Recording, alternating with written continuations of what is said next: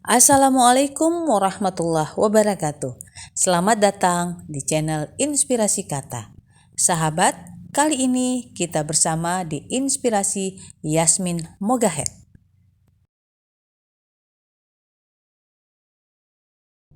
Yasmin Mogahed dikenal dalam spiritualitas, psikologi, dan pengembangan pribadi.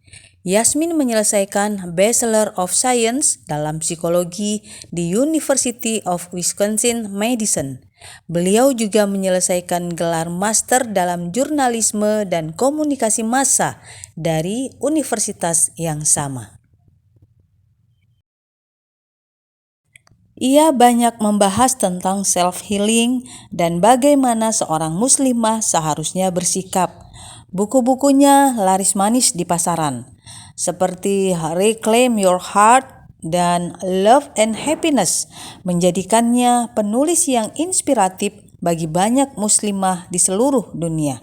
Berikut beberapa pesan dari Yasmin, dan semoga kita bisa mengambil hikmah di dalamnya.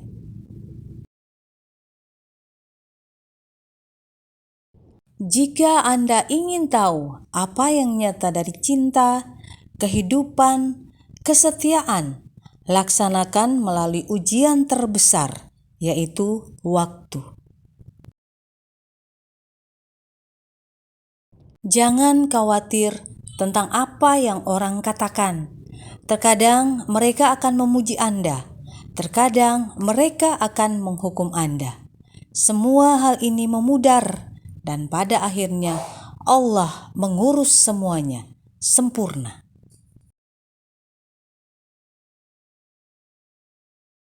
Dengan layu mawar dan dengan setiap kelopak bunga yang jatuh, Allah mengingatkan kita bahwa segala sesuatu di sini telah berlalu. Dia mengingatkan kita bahwa tidak ada yang tersisa di dunia ini kecuali Allah.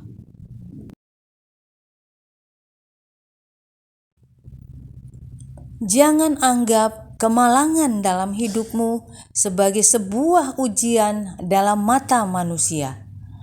Allah tak seperti guru yang memberimu ujian, lalu pergi dan mengamati dari jauh sampai mana kau bisa mengerjakannya. Allah adalah murabbi kita. Dialah yang memberi kita lebih banyak kasih sayang, lebih banyak daripada kasih seorang ibu kepada anaknya.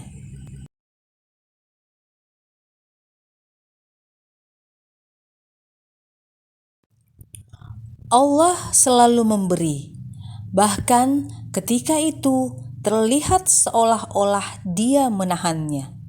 Orang beriman yang bijak akan fokus pada apa yang diberikan daripada berfokus pada ilusi apa yang diambil.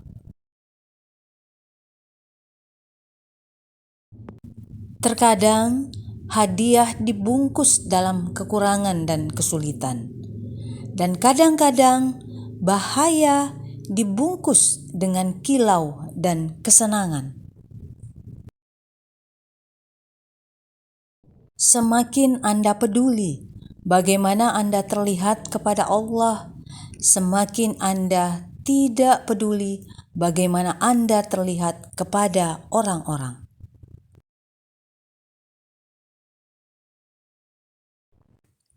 Jika Anda terluka, jangan abaikan itu.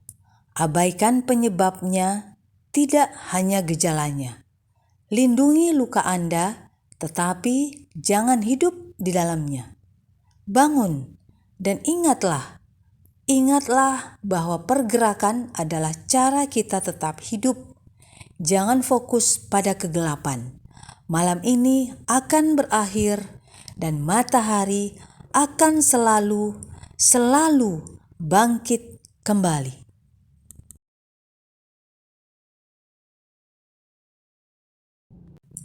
Hijab bukan mahkota yang menunjukkan kepada dunia bahwa Anda adalah seorang muslim yang sempurna. Itu adalah isyarat cinta yang menunjukkan kepada Allah bahwa Anda sedang berusaha. Memaafkan tidak berarti membiarkan penindasan atau penyalahgunaan berlanjut. Pengampunan adalah membebaskan diri Anda dengan melepaskan kesalahan masa lalu. Sementara pada saat yang sama mengambil tindakan untuk mencegah hal itu terjadi lagi di masa depan.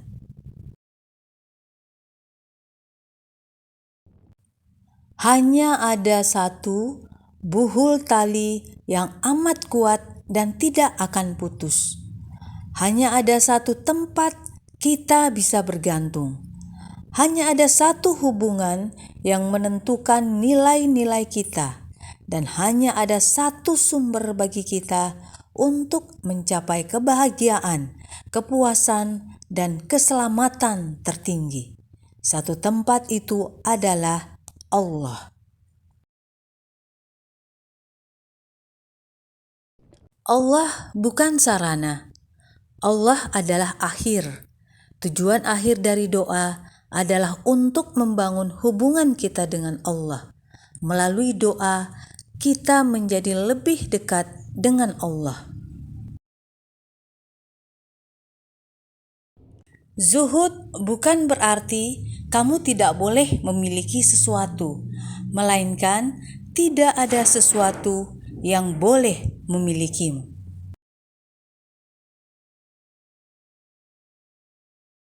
Dunia itu seperti samudra, dan hati kita adalah kapal. Kalau kita biarkan air laut masuk, kapal kita akan karam.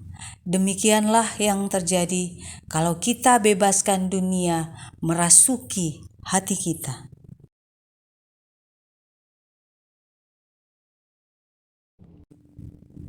Jangan pernah berpikir bahwa hatimu kuat. Hati itu rapuh. Hati berbalik lebih mudah daripada kita memalingkan kepala. Karena itulah disebut qalb, ia yang mudah berbolak-balik. Lindungi hatimu dengan berlapis-lapis pelindung. Dan satu-satunya pelindung hati ialah dengan senantiasa tak putus dari mengingat Allah. Hidupmu tak lebih dari sebuah kisah cinta antara kau dan Tuhan. Tak lebih. Setiap orang, setiap pengalaman, setiap karunia, setiap kehilangan, dan setiap rasa sakit dikirimkan dalam hidupmu hanya untuk satu alasan, satu saja, membawamu kembali kepada Allah. Jangan cemas apabila hatimu sakit hari ini. Hati bisa berubah tiap hari dan Allah Maha membolak-balikkan hati. Jangan putus asa jika hatimu sering mengalami trauma. Terkadang begitulah cara hati yang indah tercipta, harus dipatahkan terlebih dahulu.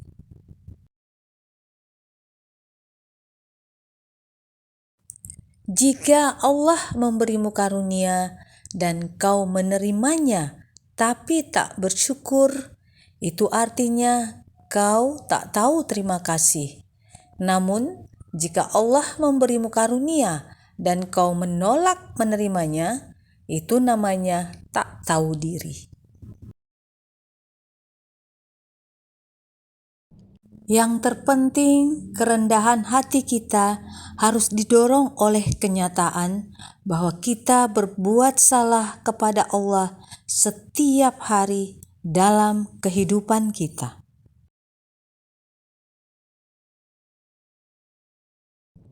Mereka yang tidak menunjukkan ampunan kepada orang lain tidak akan mendapatkan ampunan dari Allah.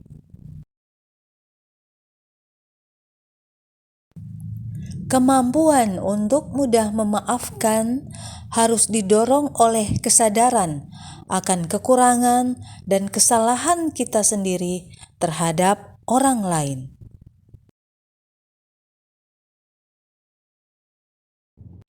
Penderitaan dapat berfungsi sebagai petunjuk sekaligus obat atas hubungan kita dengan Sang Pencipta yang rusak.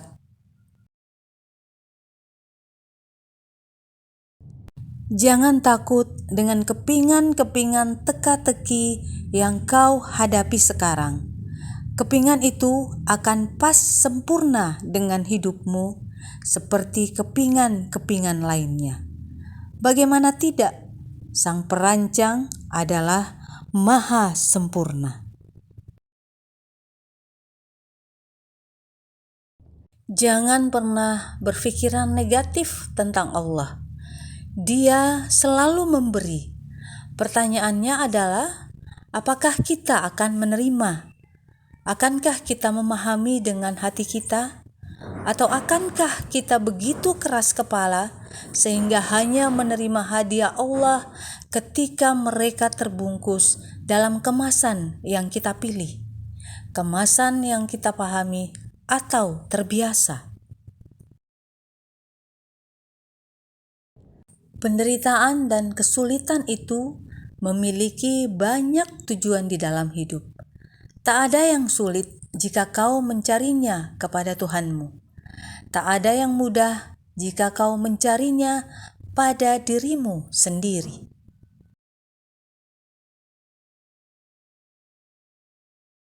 Wahai para ibu, ajarkanlah anak laki-lakimu membantu rumah tanggamu sejak dini.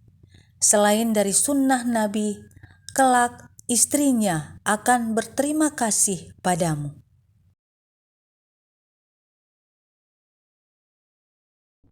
Uang yang kita kumpulkan seperti uang dalam permainan monopoli. Rasanya menyenangkan untuk beberapa saat ketika berusaha untuk mengumpulkan. Tetapi ketika permainan selesai, uang itu tidak berguna.